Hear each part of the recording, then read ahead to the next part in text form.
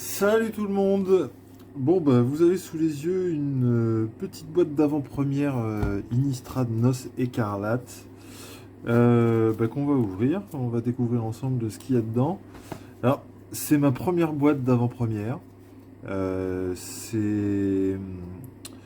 Concrètement j'ai pas joué à Magic depuis je dirais bien une quinzaine d'années.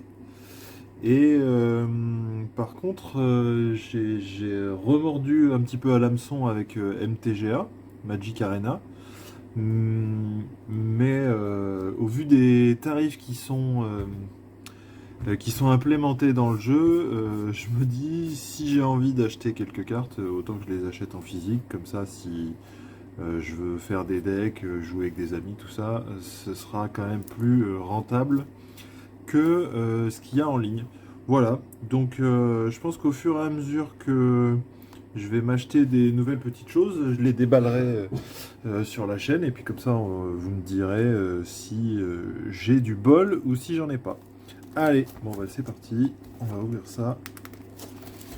Voilà, donc moi à l'époque, ah bah dis donc, à l'époque où je jouais, ça n'existait pas, hein, les packs d'avant-première. Il y avait des avant-premières, mais ces boîtes comme ça, moi j'en avais pas connaissance, en tout cas, si ça existait. Donc ok, un petit bout d'emballage qui s'en va. Voilà ça. Donc j'ai un super dé pour compter mes points de vie.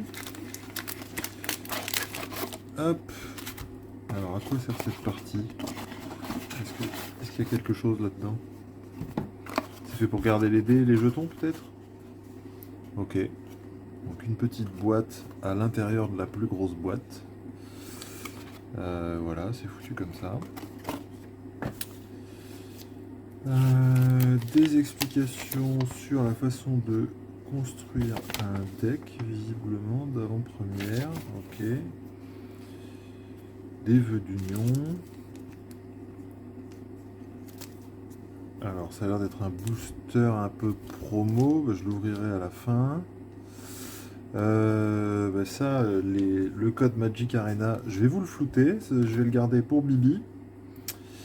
Un intercalaire. Hop.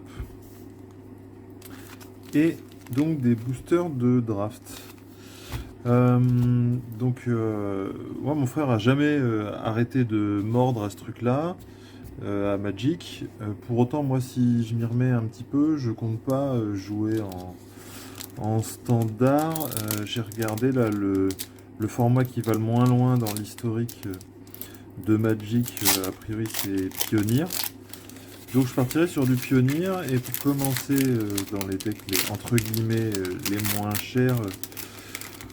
Comme d'hab, c'est les monos rouges qui tâchent, qui feraient le boulot. Donc si je pouvais avoir une petite Chandra, je serais pas mécontent. Alors je vais écarter ça peut-être si ça gêne pour le focus. Hop. Voilà. Ok, donc je connais un petit peu les cartes parce que je les ai vues sur Arena. Par contre, comme je prends pas trop les designs alternatifs sur Arena parce que je trouve qu'ils les font payer cher pour pas grand chose. Là je découvre l'épicurien vol d'arène. Je découvre le nouveau design. Hop. Rejet lunaire. Hop.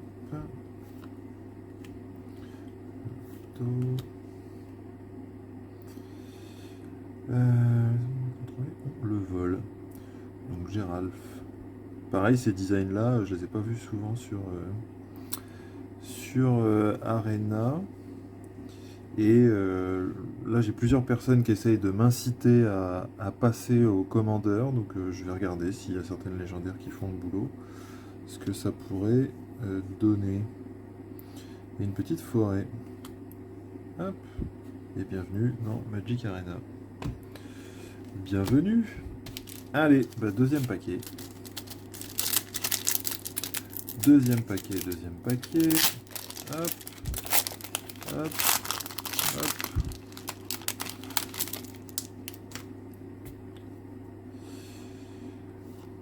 des communes. Bon, je vais passer assez vite sur les communes, hein. Je laisse un tout petit peu pour ceux qui voudraient mettre la pause.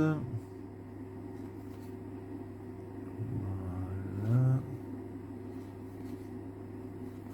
Voilà, cette fois-ci, j'ai pas de design alternatif.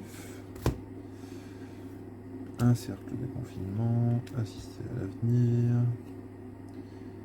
gardien de ma liste, vampire accueillante. 3, 2, 3 vols, à chaque fois qu'au moins une autre créature arrive avec une force inférieure ou égale à 2, arrive sur le champ de bataille sur un contrôle, piocher une carte. Ouais, pourquoi pas. Pourquoi pas. Et un autre terrain noir et blanc. Des jetons esprit 4-4. Ok. Je me demande si je vais pas vous enlever ce que j'ai ouvert pour faciliter le focus du téléphone quand même.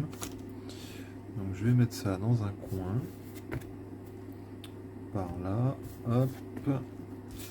Ça aussi, je vais l'enlever. Ça, on va le pousser par là. Ça aussi, et ça aussi. Voilà, ce sera peut-être mieux.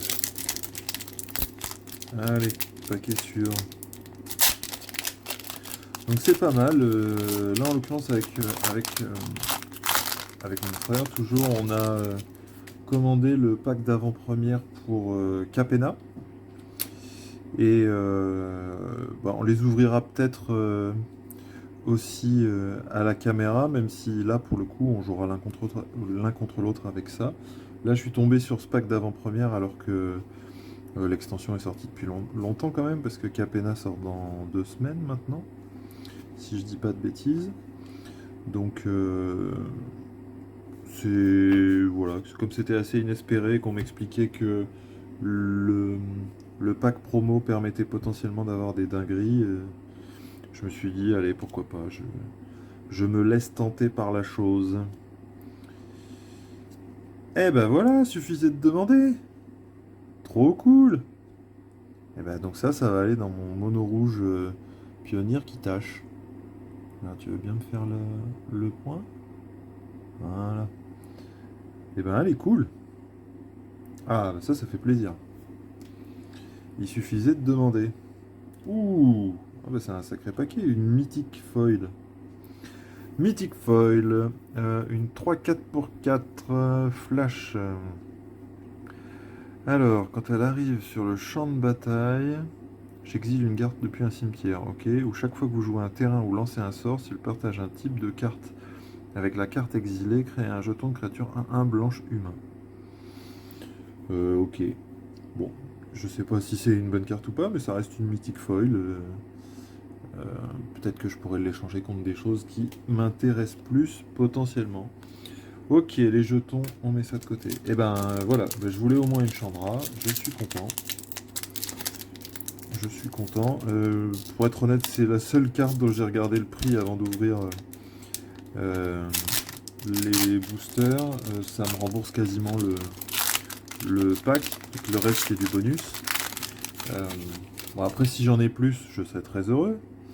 Mais sinon, à part les Chandras, ce serait les doubles terrains qui m'intéresseraient pas mal. Parce que quand on se relance, ça fait partie des choses qui sont vite limitantes quand on veut faire des decks. Donc ce serait assez cool. Marin au crochet. Je l'aime bien le marin au crochet en draft. Je le trouve assez sympa. Corbière de lune de miel, je me souviens pas de lui. 5-5 piétinement pour 3. Engagez 2 créatures cibles que vous contrôlez. Il devient une créature artefact jusqu'à la fin du tour. Ok. Bah, si je me souviens, c'est nul. Infestation rampante. Paladine gardienne. Mage sans vol d'arène. C'est du recto verso ça? Ah oui. Ok. Bon, c'est pas foufou. Les terrains sont pas mal. Les terrains sont pas mal. C'est un peu terne, mais c'est pas mal. Allez, il nous reste encore 2 paquets avant d'ouvrir Le paquet promo, ce sera la cerise sur le gâteau. Hop là. Esprit errant à la lanterne, gargantua, loup menaçant. Ah, un autre design. Pas mal ce design aussi. Hein. J'aime bien. J'aime bien, j'aime bien. Ça en draft, j'aime beaucoup aussi. Moins 13 en éphémère. Ça détend. Ça détend bien. Ok. Ok. Voilà.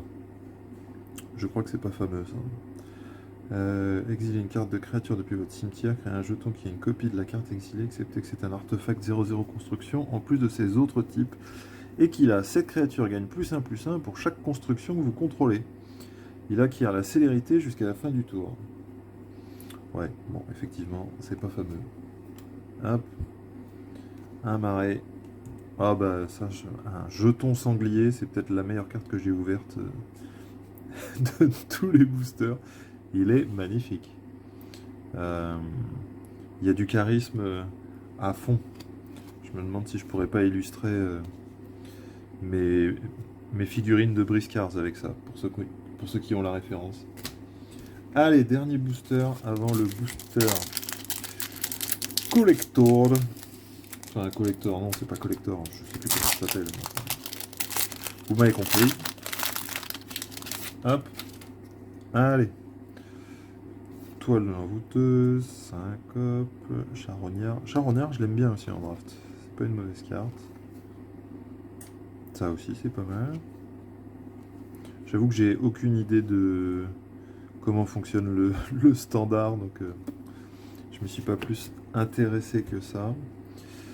Alors, sorcier chuchotant, ok, fugue effroyable, ratisseuse des embruns, écumeur de graphe, 3/3 pour 2, exploitation. Je peux sacrifier une créature quand elle arrive. Ça peut détruire un planeswalker. Et au début de mon entretien, ça me colle une blessure. Hop, une plaine, une autre petite feuille, un jeton vampire, et c'est marre. Ok, donc pour le moment, est-ce que je peux les aligner là, ça va se voir correctement. Donc dans mes 6 boosters, j'ai ouvert ça. Est-ce que il faut que je les cale un peu plus? Donc je pense que il va falloir que je vérifie pour le reste, mais il me semble que toute la valeur est là.